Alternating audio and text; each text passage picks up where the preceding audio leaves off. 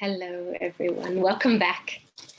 It's incredibly lovely to be here again for a second night of spirituality and the spirit of Christmas. And I hope you are feeling festive and well, and that the summer heat is sinking deep into your bones and warming your heart. We have a slightly longer video for us today because we actually have two messages on today's topic. So we won't have as much time to chat at the end. So just before our lovely Ayushi starts the video, I'll encourage you to just go into the film and to the message and just ask your mind to notice what is the one thing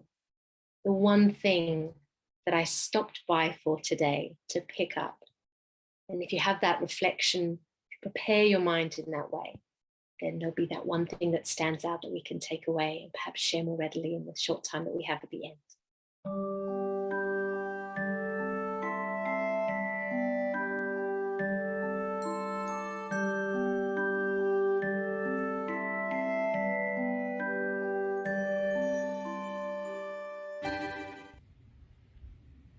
This is like magic of nature, but you're actually in upstate New York in USA. And let me introduce you to Waddy. And you're going to be hearing from her. Hello, Waddy. Hello, welcome. Greetings from the US, reflecting on Christmas, and as well as the days of childhood. One in particular when I was 20 years old and found myself in Israel, in a little town of Bethlehem. There was a ceasefire at the time, and like many of the others, gathered there to commemorate an event of nearly 2,000 years before that. I can categorically say I had the experience of peace, but that was the beginning for me of a journey, I didn't know it at the time, towards the ultimate inner peace. And it took me pretty much around the world, and then discovering that it's not a question of place, and made me aware that all of the memories that we try to recreate each Christmas, whether it's the aspect of joy or of serenity, of family, that it's really an ancient memory inside the heart, the soul of everyone that predates millennia. That yearning for peace. And I suppose when I think of childhood and the sense of wonder in terms of the magic of that place and of that being who would ride the sky in one night, bringing gifts for every child. Again, an ancient memory. And so at this time of Christmas, perhaps it's about finding the Bethlehem inside of ourselves and giving birth or even rebirth to that quality of peace. And so the wonder, not any longer about a sense of awe, but to wonder about and to ponder on this quality of peace. Many of you will remember John Lennon's song, "So This Is Christmas." War is over if you want it. And so it's as we look inside ourselves and ponder these things that we can tamp down the little wars, the little aggressions, the little discomforts and unhappiness inside of our own self. And then, as you've seen on many of the greetings for Christmas, peace on earth and goodwill to all. I think maybe if we flip it and instead, through this inner landscape of our own souls, the pure desire, the willingness to see everyone as a reflection of the light of God. And it is then that goodwill or God's will that really truly is going to create peace on earth.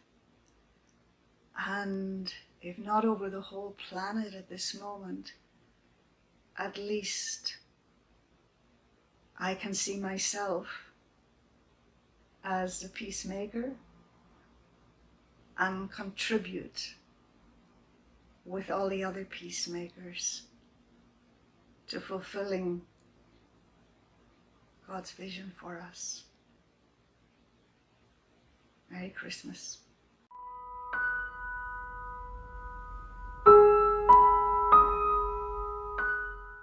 My name is Maureen O'Leary, and I was born in Ireland, in Dublin. And I came across to Australia in 1966. And I'm now living in Sale, in the East Coast, Australia. I'd like to recite my poem to you, if I could. My heart is full of this great wonder to know myself as a point of light, to see myself in the splendor and claim again my one true breath of light. When Shiva came to give direction, it was time for good to start. It was time for souls to listen and bring about a brand new start. This explanation is very simple. Forget the things you heard before. You know that none of it is working. It's time to listen and let knowledge flow. You've forgotten the meaning of peace. It will come when you release. Allow the soul to feel that light. It will penetrate with all its might, clearing away the fear and sorrow and bringing about a most beautiful and tranquil tomorrow. Om Shanti, Om Shanti, Om Shanti.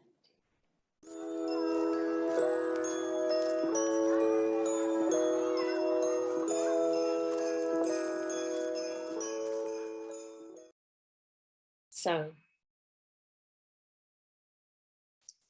we all know this experience of not wanting to rush into sound, especially when we've been taken deep into that place that is both silent and vast within ourselves. So to save you that effort, if you have something that touched you that you'd like to share, why don't you pop it in the chat?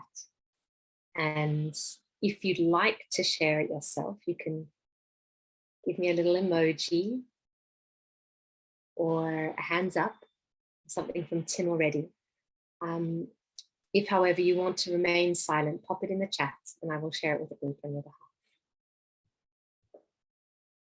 Tim, please join us. Hey, Casey. Hello. Hello, everyone. Hello, everyone. Oh, and Maureen's online. So special hello to Maureen, our poet.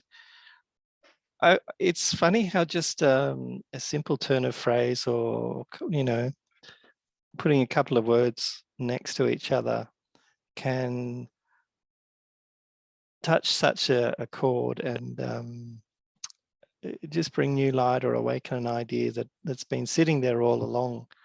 And when Waddy used the words ancient memory, yeah, that was such an experience. You know, it's yeah, really, really, I found her sharing very, very touching, just that the whole idea of peace is something that goes beyond any culture or tradition. And it is this ancient memory, and that's why it's got such a special place in our hearts and minds. Yeah, so just to recognize that, yeah, it's very, very beautiful. Thank you, Tim. And I think from that also, you know, the gift of what he shared was just really that gift and permission for us to really find the language that of this universal message, and this, you know, every single human being on the planet is going through a journey of transformation, like of this time, and we're all doing it individually, but individually together, right? Like alone and together. And this gift of what is message to really articulate it from our own hearts, and perhaps not to try and squidge ourselves into another language, as it were, but to let the language of our heart speak. And to know that actually that is what is universal. It's not the source, but the common truth of our hearts. It's interesting. Thank you for your sharing, Tim. Found for myself just the question of what does peace feel like came up for me. You know, I think it's very easy to think that we're thinking peace, but then that moment you go, hang on, actually, right now, whenever it is, oh, I'm thinking peace, but maybe my brain's buzzed out on a cup of tea, or I'm thinking peace, but I can feel some disturbance. It's not a truly anchored peace. And so just using that question of what is peace, that deep soul memory of peace feel like, to create that inner yoga mat that I like to refer to as something that I can come back to again and again. Norma, you'd like to contribute something, please. And then Mansi, I'll share. Oh, sorry, Norma, that was an incidental. Mansi's put in the chat for us. The sharing from both the speakers was so simple, yet deep and peaceful. I can feel the peace already and have no words really to share what I took, as it is the feeling that I took away more than the words. Thank you to all of you. It's beautiful, Mansi. Thank you. We're on precisely 6:15, but because we had a slightly longer video today, if there's anyone who'd like to share one last thought, either through the chat or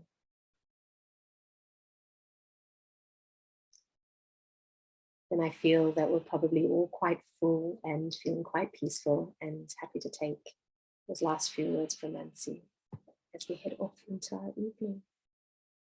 I look forward to spending this time again. It's like such a treat that I get to do this at least 4 days in a row. So I will see you all tomorrow. Have a wonderful, peaceful evening, and let that feeling carry you through the next day as well.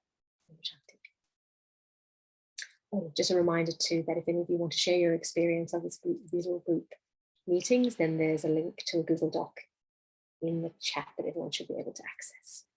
Much love.